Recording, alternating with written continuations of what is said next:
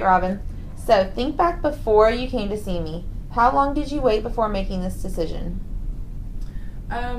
Before I decided to come, it was probably about 6 months of having it hurt on and off, and then probably 2 or 3 months of every time I would sit in the car and go, drive anywhere for, an extended amount of time, 30 minutes or so, or sit in car line for school, or do a long run.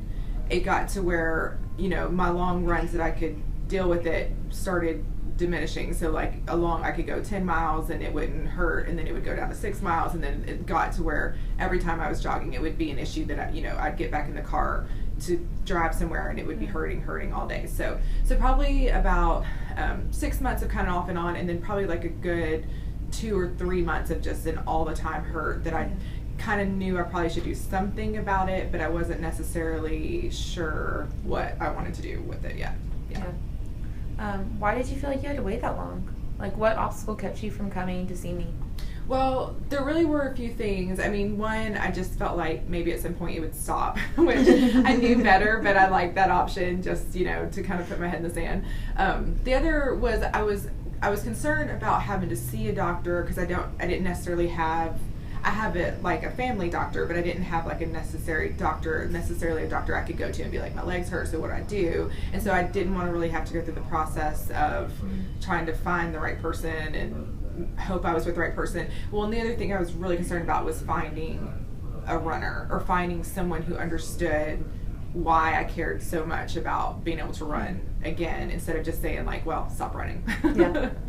Yeah. That generic answer that we all hate. Yeah, exactly. Yeah. Did you at the time know about direct access?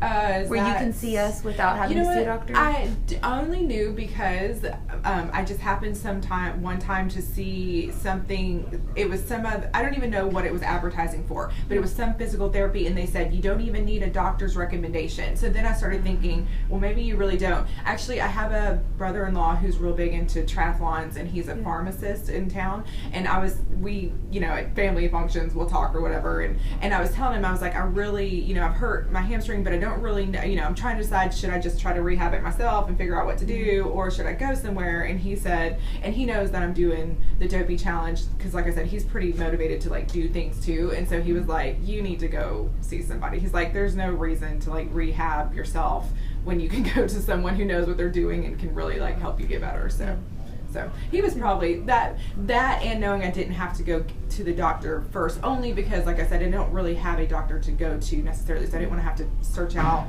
one doctor and then be turned to another place or whatever. And play the waiting game and all that. Right, yeah. Makes sense.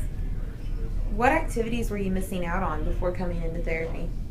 Well, I couldn't do long runs anymore, and not only that, I couldn't just get up and go run the way I like to do. Like like on any given day, if I want to just get up and go do a run, I didn't feel like I could just get out and go do it and still like do the other things in the day that I had to do. Yeah. So, I just missed out on the love of running because I couldn't do it without pain. Yeah. Really. It was taking the enjoyment away from it. Yeah. Yeah. Definitely. What all did you try to do that didn't work, other than ignoring it? I Dr. Googled. That was the first thing.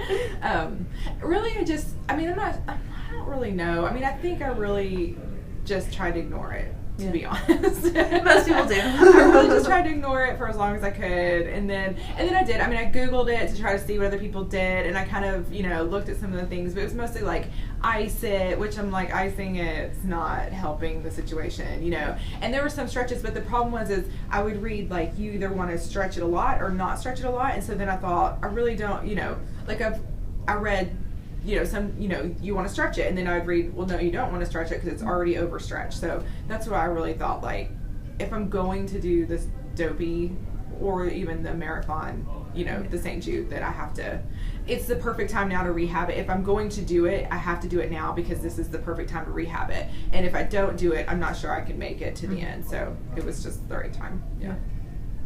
What understanding did you have of physical therapy before you came in here? Like, what did you think therapy would be? Well, I knew it had to do with like stretches and exercises and stuff, but I didn't really know much more of that. Like my husband, he had think it was I don't know, maybe IT or shin splints. He did something, I can't remember, and he ended up going to the physical therapist for a few times, and so I knew it had to do with stretches and getting back to, you know, doing things, but I didn't really know Much exactly else. what it entailed. Yeah.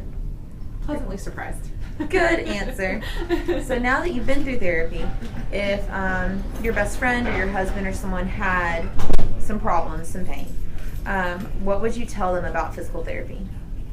Well, then it's, you know, it's worth it, and it's to me, it was just a bunch of different exercises that seemed to localize or to pinpoint where the problem was to get it stronger. So, I mean, you know, there's definitely a point. I mean, I always believed I was going to get better because you kept telling me I was going to get better, and I believed you. But there's definitely a point where you think, oh my gosh, like, is this really going to get better? But then it, like, gradually does, and then you get to the end and you realize, oh, it really didn't take as long as I thought it would. As you thought it would. Yeah. Of all the things that you enjoyed about coming here, what was the thing you liked best? I don't know. That's so hard. It really is, because there's more than one, and I don't think I could pinpoint one. I mean, the main thing I think that probably kept me 100% was knowing you were a runner. Yeah. And knowing that you cared about me getting back to running, and that when I came in, it wasn't like a job injury or like something that's kept me from like being productive, like for a job per se. It was just something that I loved to do, that I wanted to get back to, and you took that seriously. So you made me feel like even it was like, you know, even though it's a hobby for me, it was still important enough to me to want to do something about it, and so you took it. I think that's what it was. You knew how, you made me feel like you knew how serious it was to me, you know. So yeah. Thank you. Yeah. I'm a crazy runner too. Yeah. So. Well, I mean, it's just one of those things where, you know, take any hobby, and if somebody were to say you can't do it anymore, you'd be devastated. But on the other hand, I know y'all work with a lot of people who have to get back to doing things to provide for themselves and their families and stuff, and this isn't the case for me. So I just, you know, it made me feel good to think like it's important enough to you that I still get better, even though it's not like life detrimental, like I'm not going to be able to, like, you know, provide for myself or something like that. So yeah.